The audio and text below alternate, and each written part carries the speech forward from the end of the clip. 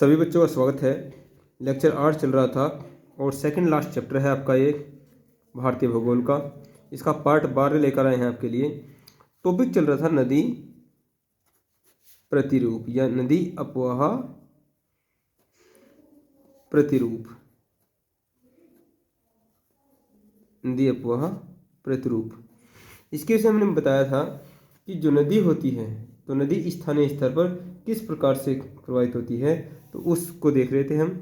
और इसमें हमने वृक्षाकार अपवाह प्रतिरूप को आपको बता दिया था। ठीक है, बात करते हैं सेकंड जो इसमें आता है। सेकंड है, यदि हम फर्स्ट की बात करेंगे तो फर्स्ट हमने बताया था कि यदि एक मूल नदी है, ठीक है, एक मूल नदी है और इसमें वृक्ष की, सूखे हुए वृक्ष की भांति यदि नदियां आकर मिलती हैं, ठीक है, तो इस प्रकार के अपवाह को स्थानीय स्तर पर क्या बोलते हैं? वृक्षाकार अपवाह प्रतिरूप बोलते हैं। जैसे ये मूल नदी है और इसमें ये और नदियां आकर इसमें क्या कर रही हैं? ये मिल रही हैं। ठीक है, ये सूखे वृक्ष की भांति दिखाई दे रहा है। ठीक है, इस प्रकार से, इस प्रकार से, ठीक है, और इनमें भी और नदियां आकर मिल सकती हैं। तो इस प्रकार से ये जैसे सूखा हुआ वृक्ष हो, इसे बोल रहा था वृक्षाकार अपवाह प्रतिरूप। सेकंड इसमें देखेंगे हम हेरिंगबोन प्रतिरूप। हेरिंगबोन, ठीक है, हेरिंगबोन प्रतिरूप। हेरिंगबोन प्रतिरूप क्या है? हेरिंगबोन प्रतिरूप, ठीक है, हेरिंग क्या होती है? एक मछली होती है। ठीक है, और इस प्रकार से यदि इसके डिजाइन की बात करेंगे तो सपोज करो ये क्या है? ये एक नदी है, ये एक नदी है, ठीक है, और इस नदी में यहाँ से इस प्रकार से आके कोई नदी क्या है? अपना जल समाहित कर रही है, तो ये हेरिंगबोन अपवाह प्रतिरूप कहलाएगा। ठीक है, ये नदी सीधी जा रही है और यहाँ से कोई नदी इसमें आकर इस प्रकार से समकोण स्थिति पर आकर क्या कर जाती है? मिल जाती है। तो हेरिंगबोन मछली जो है, ठीक है, उस प्रकार की उसकी रीढ़ की भांति क्या है? ये बन जाता है। चाहो तो इन बातों को आप लिख भी लेना।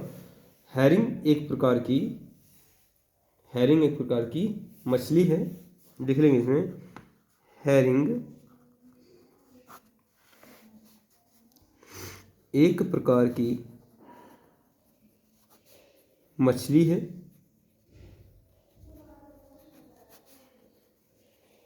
ठीक है। डिजाइन कैसा होता है? ऐसा, ये इसमें क्या है? ये जल प्रवाहित हो रहा है इस प्रकार से। ठीक है, तो हेरिंग एक प्रकार की मछली है। अतः वे नदियां, अतः वे नदियां, अतः वे नदियां जिसका अपवाह,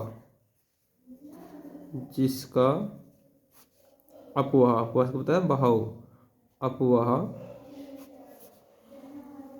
जिसका अपवाह इसकी रीढ़ की भांति, इसकी रीढ़ की भांति, इसकी रीढ़ की भांति होता है। ठीक है, हेरिंगबोन प्रतिरूप कहलाता है। हेरिंगबोन प्रतिरूप कहलाता है। ठीक है, ये रहा है। जैसे क्या होता है, जैसे गंगा नदी है, ठीक है, तो गंगा की सहायक नदियां इसी प्रकार से मिल रही हैं। गंगा नदी है और मिसिसिपी नदी है। एग्जाम्पल में आप देख लेंगे, गंगा नदी, गंगा नदी एंड मिसिसिपी, मिसिसिपी। ठीक है, नेक्स्ट बात करेंगे रेखीय अपवाह प्रतिरूप के बारे में। ठीक है, तो नोट करेंगे, तो हेडिंग बनाएंगे रेखीय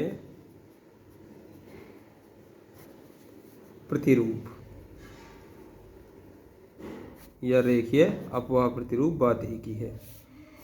देखिए यदि सपोज करो कोई नदी इस प्रकार से प्रवाहित हो रही है, ठीक है, कोई नदी प्रवाहित हो रही है और उसके साथ साथ कोई अन्य नदी प्रवाहित हो, ठीक है, उसके समांतर कोई अन्य नदी प्रवाहित हो और अंत में आके क्या है उसे मिल जाती है, इसे बोलते हैं रेखीय अपवाह प्रतिरूप।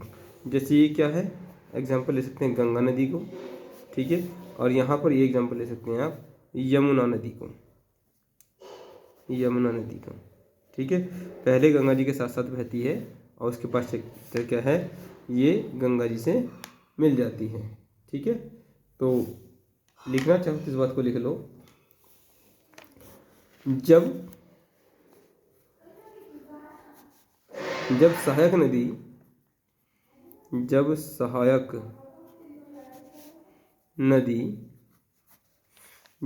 नदी मुख्य नदी के समांतर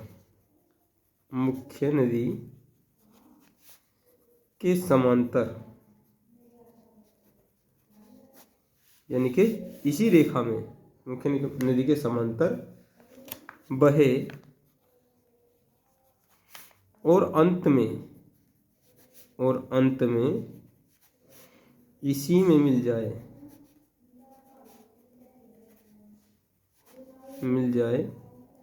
तो क्या होगा, रेखीय प्रतिरूप होगा, ठीक है। नेक्स्ट पॉइंट की बात करेंगे आपका अपकेंद्रीय प्रतिरूप, ठीक है। अपकेंद्रीय प्रतिरूप क्या होता है, इसमें क्या होता है, यदि एक जैसे आपने पढ़ा होगा अपकेंद्रीय बल, ठीक है, तो अपकेंद्रीय बल क्या होता है, केंद्र से बाहर की ओर लगता है। तो ऐसी एक मूल पठार से जब नदियां क्या हैं बाहर की ओर प्रवाहित हों, चारों दिशाओं में बाहर की ओर प्रवाहित हों, तो इस प्रकार के जब डिजाइन बनाती हैं नदियां बहकर तो उसे बोलते हैं अपकेंद्रीय प्रतिरूप, ठीक है। जैसे अमरकंटक पठार, इसको आप एग्जाम्पल लिख सकते हैं, ये क्या है अमरकंटक पठार, अमरकंटक पठार से भी इसी प्रकार से नदियां निकल रही हैं। तो लिख लेंगे इसको, लिखेंगे वे नदियां जो किसी ऊंचे स्थान से या किसी उच्च स्थान से निकलकर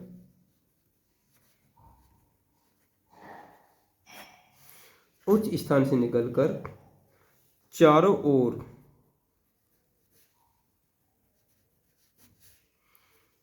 प्रवाहित होती हैं,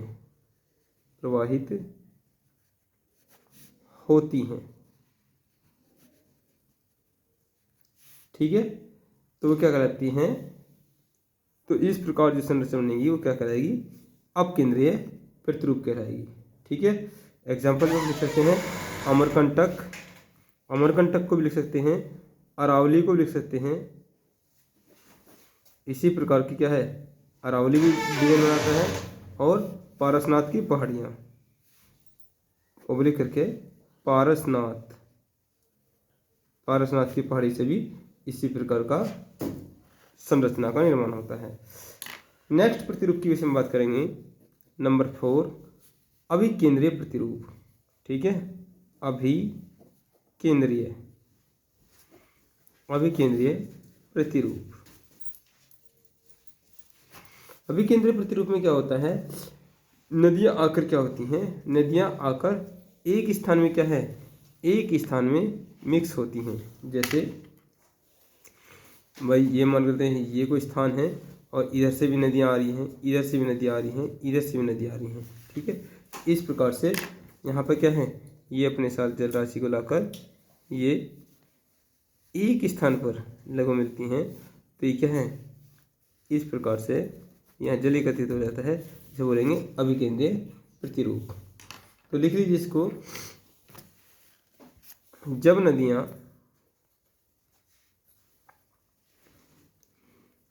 नदियाँ बहते हुए प्रवाहित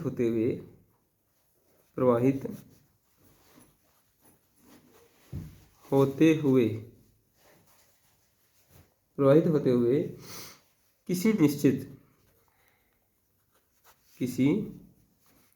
निश्चित भूसंरचना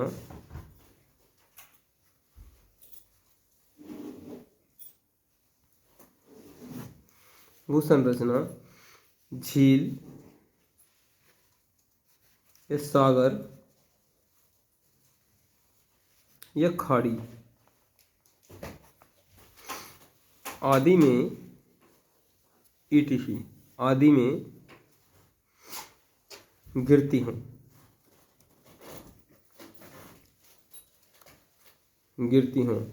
तो इस प्रकार के प्रतिरूप को क्या कहते हैं? अभिकेंद्रीय अपवाह प्रतिरूप कहलाएगा। जैसे आप देख लीजिए, भारत में यदि देखें लोकेशन, ये भारत है, ठीक है। तो ऐसे ही कुछ देखने को मिलता कहाँ? यहाँ खंबात की खाड़ी में, ठीक है। खंबात की खाड़ी में है, सांभर झील में भी ऐसे ही है, बंगाली खाड़ी में भी ऐसे ही है, इधर बंगाली खाड़ी है, ठीक है। यहाँ क्या बंगाली खाड़ी है, यहाँ भी ऐसी है। तो एग्जाम्पल में लिख लीजिए आप, एग्जाम्पल खंबात की खाड़ी,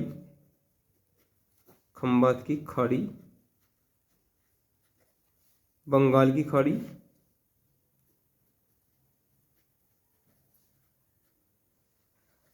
ये लोकेशन बंगाली खाड़ी की है, ये खंबात की खाड़ी की है।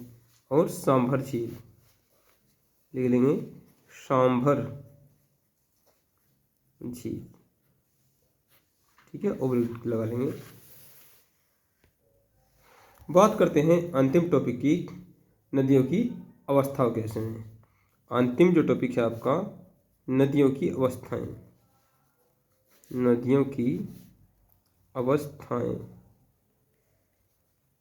ठीक है, नदियों की अवस्थाएं। तो नदियों की जो अवस्थाएं हैं, 3 अवस्थाएं हैं नदियों की। जैसे मनुष्य की होती है युवावस्था, ठीक है, और प्रौढ़ावस्था,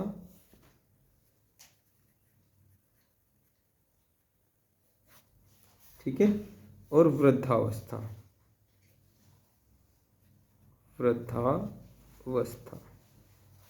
ठीक है।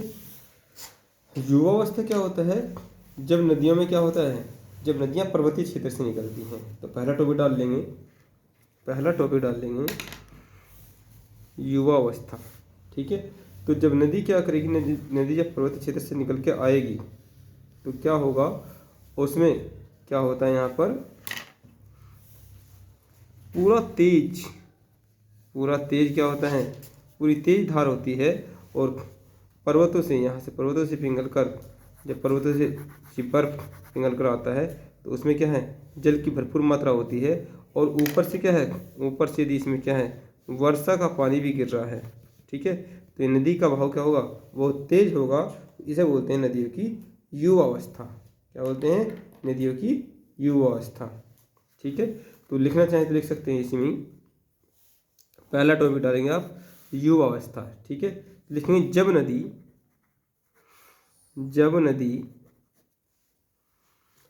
पर्वतीय क्षेत्रों से, जब नदी पर्वतीय क्षेत्रों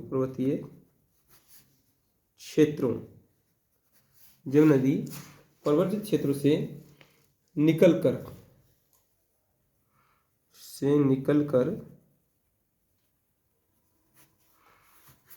ढाल का अनुसरण करती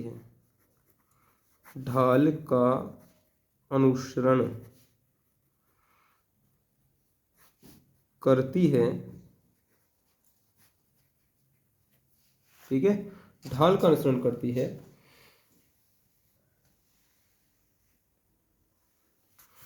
तो इस समय इनमें अत्यंत वेग होता है। जिस प्रकार एक युवा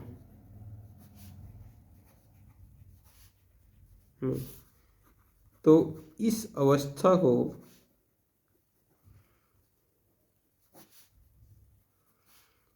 युवावस्था कहा जाता है।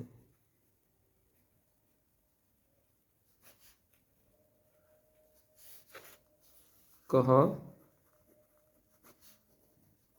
जाता है, ठीक है। नदियों की इस अवस्था को क्या कहा जाता है? युवावस्था कहा जाता है, ठीक है। अब जैसे ही ये क्या होगा, ये किसी पर्वत चट्टान से भी टकराएगी तो उस समय क्या है, पर्वतों को भी काट देती है, ठीक है। और जब पर्वतों को काट देती है तो पर्वतों को काटने के पश्चात क्या करें, उसको क्या कहेंगे, उसको कहेंगे गार्ज, ठीक है। तो जैसे सिंधु गार्ज है, सिपकिला गार्ज है। तो इस प्रकार से क्या होता है, यदि इसको और गहरा कर देती है तो उसको क्या बोलते हैं, कैनियन, ठीक है। उसको क्या बोलते हैं, कैनियन। यदि हम बात करेंगे प्रौढ़ावस्था की, सेकंड स्टेज जो क्या है, प्रौढ़ावस्था, प्रौढ़ावस्था, ठीक है।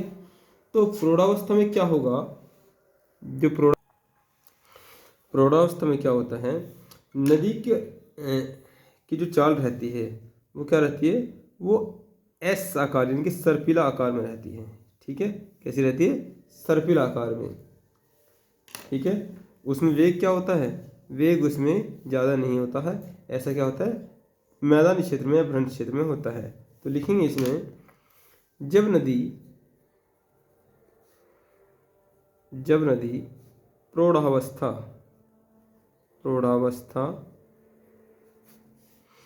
में पहुंचती है,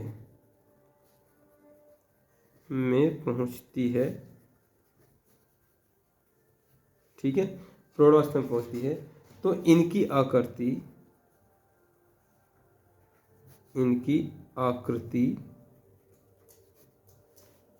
आकृति सर्पिलाकार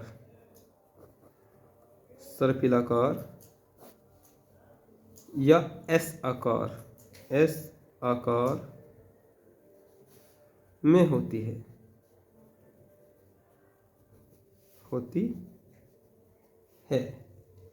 ठीक है। और किनारों पर भ्रंश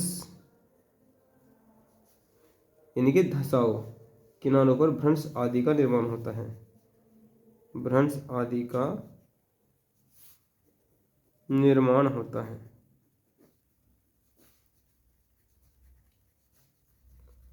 एग्जाम्पल में लिखना चाहो तो आप नर्मदा और तापी को लिख सकते हो। ये क्या है, भ्रंश घाटी में बहती हैं, नर्मदा एंड तापी, ठीक है। विंध्याचल पर्वत के पास विंध्याचल पर्वत के नीचे क्या है, नर्मदा का प्रभाव होता है भारत में, और उसके नीचे सतपुड़ा पहाड़ी के नीचे क्या है, तापी नदी का। बात करेंगे वृद्धावस्था की। तो वृद्धावस्था की बात करें, तीसरा पॉइंट डालेंगे वृद्धावस्था।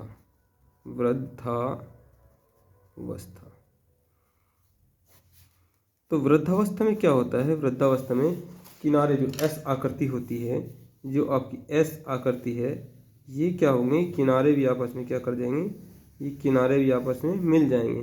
भाई ये जल ऐसे जा रहा है, ठीक है, ये जल ऐसे जा रहा है, तो ये क्या है, ये जो एस आकार है ये भी क्या है, ये आपस में मिल जाएगा, ठीक है। तो ऐसा कहाँ होता है, जब नदी बिल्कुल लास्ट में जैसे बंगाल की खाड़ी में गिरती है या अरब सागर में गिरती है, तो एस्चुरी और डेल्टा का निर्माण होता है, ठीक है। तो लिखेंगे इसमें गोखुर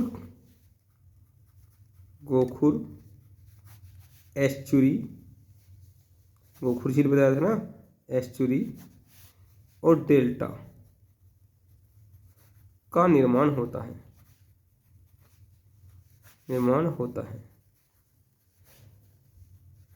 ठीक है।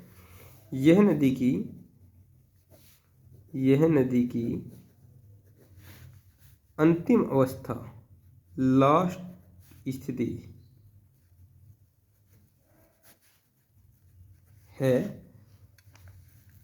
इसमें किनारे आपस में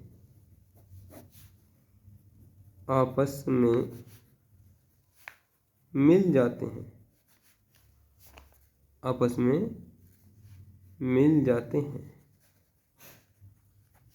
ठीक है, किनारे आपस में मिल जाते हैं, और एस्चुरी, डेल्टा जैसी आकृति बनती हैं। ठीक है, तो यहाँ ये पूरा नदी का चैप्टर लगभग 12 उसमें आपका समाप्त होता है। ठीक है, तो इस लास्ट टॉपिक में हमने क्या देखा? लास्ट टॉपिक में हमने 3 बातों को देखा। एक तो हमने सबसे पहले देखा क्या है, अपवाह प्रतिरूप, अपवाह प्रतिरूप को देखा। ठीक है, दूसरा हमने देखा क्या, ये नदी प्रतिरूप को देखा, नदी प्रतिरूप को देखा।